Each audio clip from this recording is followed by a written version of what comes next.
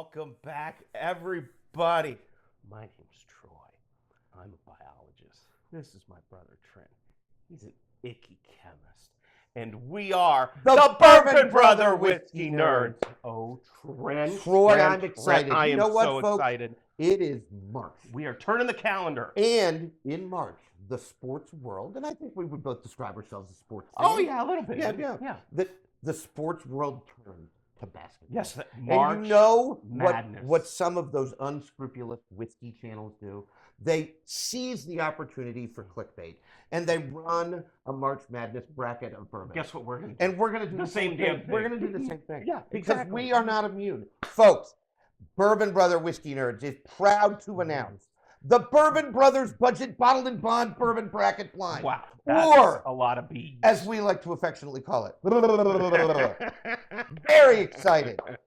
Folks, if you're unaware, a Bottled and Bond Bourbon Troy. Bottled and Bond Bourbon. Interesting. The Bottled and Bond Act of 1897. Edmund H. Taylor, who E.H. Taylor, who of course Buffalo Trace named a very famous bourbon after. Absolutely. A descendant of President Zachary Taylor, as it turns out historically, the first Consumer Protection Act in American history. Not cars, because of course 1897. We didn't have cars. It weren't really cars. Was for booze. Wasn't food, wasn't vegetables. Merca. E. coli in the lettuce, we don't care. Merca. Avian flu in the eggs, we're not worried about that. Booze. It was about whiskey. Now, there was good and somewhat sadder historical relevance to the Bottled and Bond Act. There were people trying to make it rectifying and adulterating, putting crap into whiskey, adding tobacco juice, battery acid for bite, and tobacco spit for color. Awful. Really disgusting. People were legitimately dying. They were dying in some cases, and so it was a way for people to guarantee the quality of the whiskey they were drinking. It's actually been adopted to a certain extent by even some of the rum world. Yeah. Okay, I don't know that I've seen vodkas bottled in bond, because of course vodka doesn't age. But there are bottled in bond whiskeys. Bottled in bond bourbon is a big thing. There are lots of rules for bottled in bond bourbon. Lots of them are sort of esoteric, like the number of the distillery has to be on the bottle. One of the ones that's a little interesting is it does all have to come from the same distillery. Same distiller in the same distilling season. Usually there are two distilling Typically January through June and July through December. Although that can vary. Right. Most of the time it's one distilling season. Got to be 100 proof. Got to bottle it at not more than 100 proof, not at least 100 proof, not at most 100, exactly 100 proof. And you have to age it for at least 4 years in what they call a bonded warehouse. Federally government bonded warehouse. And when we were at Buffalo Trace, one of the warehouses had the bonded badge. Says bonded warehouse. It was pretty cool. Pretty neat stuff. So we have chosen 8 bottled in bond bourbons. And Troy, did you know that these 8 bourbons, a viewer of the Bourbon Brother Whiskey Nerds channel, if they were fortunate enough to go into a store where it had all 8 at a reasonable price, they could leave with all 8 for less than $200. Not a single one of these bourbons should be priced above $25. This is a budget bottled in bond bourbon bracket blind. Very exciting. What we're going to do is today we're going to blind 2 of the 8 bourbons. They'll go head to head. They're right in front of us. I have mine. Troy has his. We don't know which is which. Now, I poured Troy's. He poured mine. So it's possible what's on my left is on his right or whatever, but that's okay. We're just going to blind him. It doesn't really matter. And then next time we'll do 2 more, and next time we'll do 2 more, and the next time we'll do 2 more. And the winners of those 4 head-to-head will advance to the Final 4. The Final 4, which at the end of March here, we will blind in a 4-wide blind to determine the champion of the Bourbon Brother Budget Bottle and Bond Bourbon Bracket Blind. Very exciting stuff. You're here to see it. Just announcing the starting lineup. In the first seed spot. And we did seed. Yeah, no, actually what I did was once I picked the bourbons, I went on 3 separate online bourbon reviewers. And I averaged the scores from those 3 reviewers. And that gave us our seeding. So the first seed. Old Granddad Bottled and Bond. A Jim Beam product. Jim Beam product, high rye mash bill. 27% rye, 63-27-10. For those of you who are really into Basil Hayden, that's actually the same. It is the same. The same mash bill as Basil Hayden. Old Granddad is aged for 4 years, 4 to 5 years, so they say. And does have an MSRP of around $25. I think most of the time we can get it for 26 bucks. 22, something like What that. I paid. So very, very good stuff. Good stuff. It's interesting that this is the 1 seed. I'm of the impression that the high rye mash bill of this will play pretty well to Troy and my palate Absolutely. as well. I would And think so so too. it's a favorite to win it all. Today, folks, it is going up against the 8 seed, J.W. Dant Bottled in Bond Bourbon. This is a Heaven Hill product. J.W. Dant has that traditional Heaven Hill mash bill of 78, 10, 12. 78% corn, which you can read as a real sweeter bourbon. Only 10% rye, 12% malted barley. J.W. Dant, we bought this at the distillery. We bought it at the distillery. It can be a little hard to find. Can be. Now, I say Kentucky only. I don't know if that's entirely true. Like, could you find it in Indiana? Probably. Right across the border in Ohio. You don't know. But we did buy it at the distillery, and even at the distillery where they have a captive audience, right? Like they can charge whatever they want. I think it was $20. I think it was $22 or something, like $20 plus tax. So you can see I dip into this often. I think it's fair to say that Troy and I are not huge fanboys of the Heaven Hill traditional mash bill. That's true. But this, I think we would both say, drinks pretty well. It drinks pretty well. Yeah, it really does. So this is the 8 seed. Again, the way I did the seeding is I just averaged together the scores of these 3 bourbon reviewers. This finished 8, so it'll go up against Old Granddad today, folks. Very exciting. Next time, in the 4 seed, we will have Evan Williams Bottled in Bond. Interestingly, also another Heaven Hill product. Yeah. Heaven Hill, same mash bill, right? So again, 100 proof, same mash bill, very low rye, 10%, probably going to have some maltiness, 12% malted barley. It's sort of a lot relative to some other bourbon. Again, Heaven Hill product. Heaven Hill, you got to give them some credit. I don't think there's a legacy distillery out there that has more bottled in bond products. I mean, they're just everywhere. Yeah. Their namesake product is the 7-year bottled in bond. Behind us. Yeah. The 7-year bottled in bond. Exactly. I mean, they have single barrels like Henry McKenna that is Heaven Hill product that is a bottled in bond. I mean, it's a 10-year product. I mean, so. And the bottled in bond, it was a symbol of quality. Right. When it was launched, it's how you knew you were getting a quality, unadulterated bourbon or whiskey. If you're going to get a government job, I recommend getting the one that allows you to tour these bonded warehouses. Yes. That doesn't sound like it would suck. Sounds like fun. In any case, next time, folks, Evan Williams will go head-to-head, interestingly, against the 5 seed, another Heaven Hill product, JTS Brown Bottled in Bond. This, as we like to say, Trent, and there are a couple on this list, this is what you pour if aliens landed on Earth and said, Earthling, we wish to try bourbon. This is what you pour them. Nothing that's going to blow you away. And I think that's probably fair to say about all of these bourbons. Correct. Right? Like, none of these are going to be like, oh my gosh, that's the best stuff I've ever had.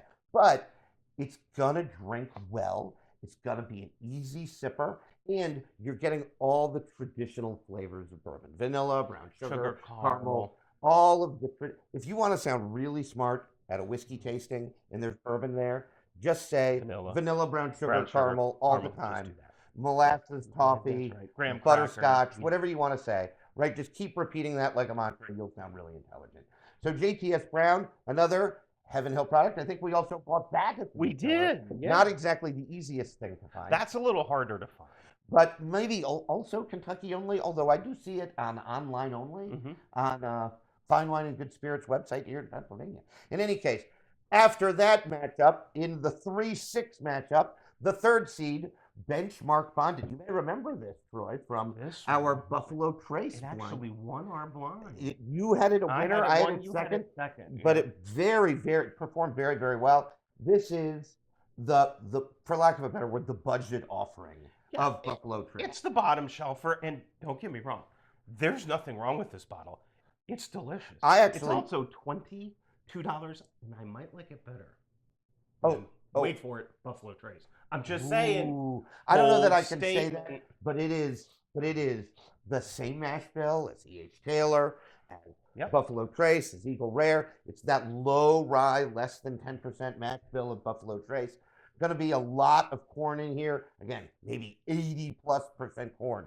Okay, so it's going to drink a little sweeter. Going to be pretty straightforward. But again, I was very pleased when we found this in Kentucky. I think we just found this at a store in Louisville. Yeah, random store in Louisville. I mean, not as easy to find in Pennsylvania. $22. But really, really good stuff. And it will go up against the 6th seed, a Jim Beam product called Old Tub Bottled and Bond. Now, Old Tub gets some crap. It used to be a distillery exclusive, and then, I don't know, a year or so ago, Jim Beam released it to the masses. I don't think it's sticking around. I think it's done. I think Old Tub will probably find its way out of the marketplace. There have been rumors of that. Now, sometimes these rumors are made up. They're just started as rumors. Old Tub, Troy and I like it. Now, we have to admit, we're big fans. It's like the inverse. We like the Jim Beam profile. It's like the inverse Heaven Hill problem. Correct. Like, we're big into the Jim Beam profile. So perhaps that's part of what's going on here with Old Tub. But I think one of the problems might be the name. I know it sounds like you're drinking dirty bath like water. Bathtub gin. Yeah, right. But I assure you it is not bathtub gin because it's bottled and bond. And the bonded warehouse dirty government employees, of which you should be one, would never allow that. Precisely. And then last but not least, the last two to get in the 7 seed, the underdog here is an old Bardstown bottled and bond product that is a Willet. It is a Willet product. We bought it at the Willet Distillery. Which, by the way, if you are a big fan of Heaven Hill, go to that distillery. It's like a quarter of a mile away. But don't forget to turn left out of Heaven Hill, go down the hill, up the hill, and then turn left into the Willet Distillery. Really well worth it. This might be one of the only places you can buy Old Bardstown. I don't know as if you can get it anywhere else. It's really pretty hard to find. But really inexpensive. I think it's $25. Something like that. And that was at the distillery. So if they have it anywhere else, you could find it somewhere else. If there is a unique bourbon on this list, it is Old Bardstown bottled and bond. This bottle's either going to get slaughtered right away or win the whole thing. Precisely. I mean, because it's either going to hit right on our profiles or it's not. Know. I remember when we tasted it for the first time, we both were like, you know what? This is really interesting. And I don't hate it. It's different, and I don't dislike it. I don't dislike the difference that I'm tasting here. So, and that's going to go up against our number 2 seed, which is Early Times bottled in bond. Now, fun fact about Early Times, it used to be a Brown-Forman product. And now it's a... Brown-Forman sold it to Sazerac Buffalo Trace. And here's some whiskey nerddom for you. Because it's a bottled in bond product, Sazerac couldn't put it out until they had 4-year-old Sazerac juice. So this is still Brown-Forman juice. You can find now. It's coming out. You can find Sazerac juice. There are lots of disagreements in the whiskey tube community over which one's better, the Brown-Forman or the Sazerac. It doesn't really matter. Folks, this only sells, I think, in liters. Yes. And I think it's $20. Which 25. Which means if you do the math and multiply that by 3/4, you're paying less than $20 for it. I mean, for the equivalent of a $7.50. So Early Times bottled in bond, a big fan. This is again what you pour for the aliens. That's exactly right. If they come. Nothing that's going to blow you away, but all of the traditional notes that you like on bourbon: vanilla, brown sugar, caramel, all the good stuff. Early Times bottled in bond.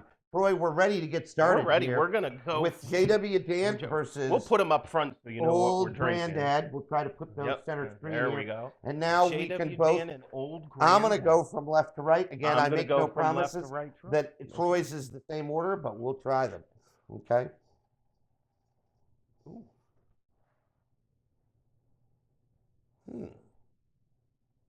I'm liking this on the nose. I do. An awful lot. I'm getting some nice rye spice. Get a nice rye spice. Some sweetness. There's buttered popcorn coming through Ooh, here. That's a good note. With some spice, like buttered, like a savory caramel popcorn almost, with a little, I think it's reading as a sort of spice-forward bourbon, but you're right about the buttered popcorn. This is pretty tasty. Cheers, folks.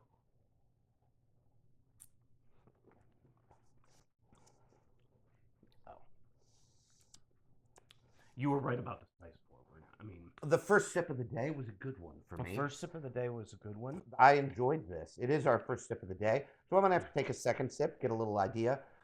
You know, I got a little bit of barrel funk on the nose. There's a bit of now, not so much that it ruins the sip, but correct.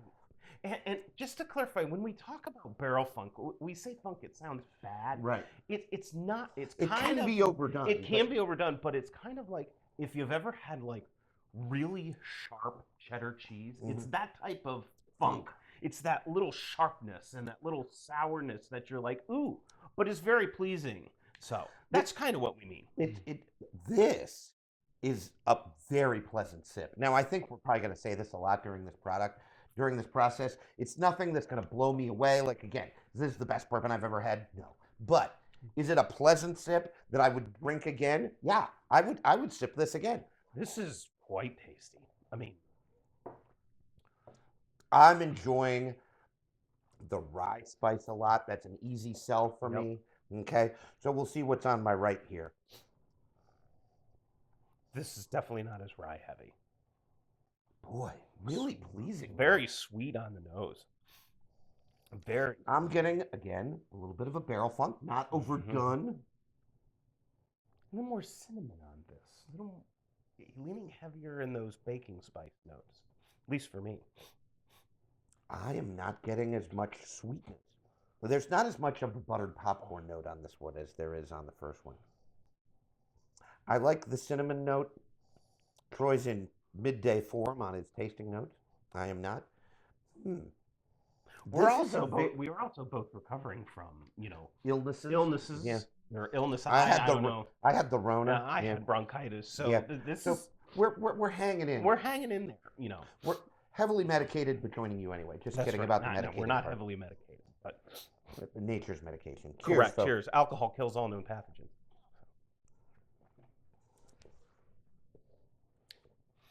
Oh, you know what? I like it on the palate more than the nose. It actually drinks real easy. It's a smooth, not a word that bourbon lovers love, but a smooth, easy sip. You know what? There's absolutely nothing wrong. There's nothing wrong with that. It is a very pleasant, very pleasing sip. The sweetness is really coming through. I get a lot more spice on the nose and a lot more sweetness on the palate. Yep. So the palate and the nose probably a little bit more different than my first pour here on the left. Really an interesting pour. I rather like funk is there. It's prevalent. And again, getting a little bit of barrel funk. Yep. Again, there are bourbons. At some point, we should probably talk about them that we don't like because we think the barrel funk goes too far. Correct. Neither of these is one of them. No. Like, really, it isn't. Like, I feel like the barrel funk is a little bit more present on the second one, the one on my right. And some of that could be because I'm reading the first one as higher rye, and that's masking some of it. Not masking, but balancing some of that out. And that would be a point in favor of the bourbon.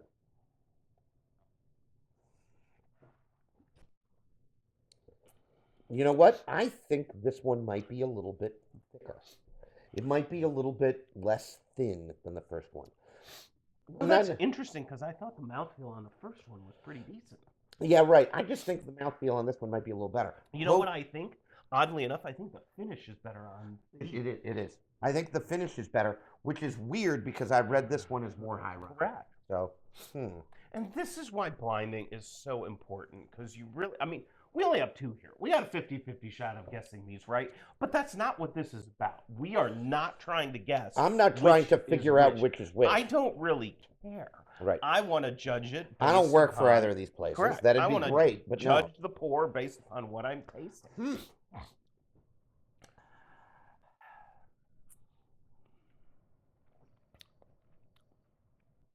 You know what, Trent? I got to tell you. If I came over to anybody's house and they poured me either one of these, I'd be happy. I'd be like, thanks, man. Can I have another? I mean, please. I think... Boy, this is tough. All right. The finish is better on the one on my right. It is. But I think I'm going to give both the nose and the palate to the one on my left. So I'm going to take what's on my left. Now, there's no rule that Troy and I have to say the same bracket. No. We'll pour Troy a different final pour than we pour me. That's exactly what we will do. We can do that. You can play along at home for a $200 investment, even if you own none of these bourbons now. Big believer, big fan. I'm going to take the left. I'm going to go with the left as well. I'm going to go with A. Well, my left was your left was Old Granddad. And your left was Old Granddad. Yeah, so we both have Old Granddad now. Got to tell you, I don't know that it was a 1-point buzzer beater for Old Granddad, a 3 from back of the arc at the buzzer, but JWN held up really well against that 1 seed. Okay, a 5-point victory, made their foul shots at the end. Old Granddad with the close, narrow victory in this first round matchup of the Bourbon Brothers Budget Bottled and Bond Bourbon Bracket Blind. Oh my God. We have granted our first member into the final four. Late March, folks. Watch your YouTube feed. And while you're watching it, you know the best way to not miss any of the bracket blind? You gotta like, subscribe, and share. And tell your friends, and have them tell their friends, and have them tell their friends of friends. Just tell everybody about the Bourbon Brothers Whiskeyers YouTube channel. They don't just walk up to them. Right? Yeah. Just walked up to them and say, check out this YouTube channel. Bourbon Brother Whiskeyers. Yeah. So we've granted our first membership to the Final Four. Congratulations to Old Granddad Bottled and Bond. JW Dant couldn't hold up today. Again, it was in a tough spot. We're big fans of the Jim Beam profile. We're not as big fans of the Heaven Hill profile, and we're suckers for high rye. Yeah. And so Old Granddad had a lot of built-in advantages going for it, and it did defeat the lower seed JW Dant. JW Dant held firm until the end, folks. Hey, that's all we have for you today. That is all we got for today. We will see you next time when we're going to do JTS Brown versus Evan Williams Bottled and Bond. Both Heaven Hill product. Heaven Hill product, guaranteed access. That's to right. The Final Four. That's right. So it's the 2 SEC teams facing off in the 4-5 seed, or the 2 Big Ten teams, whatever you want to call it. I don't really care who you root for in basketball. Before we leave you, don't forget, like what you drink. And drink what you like. Thanks, everybody.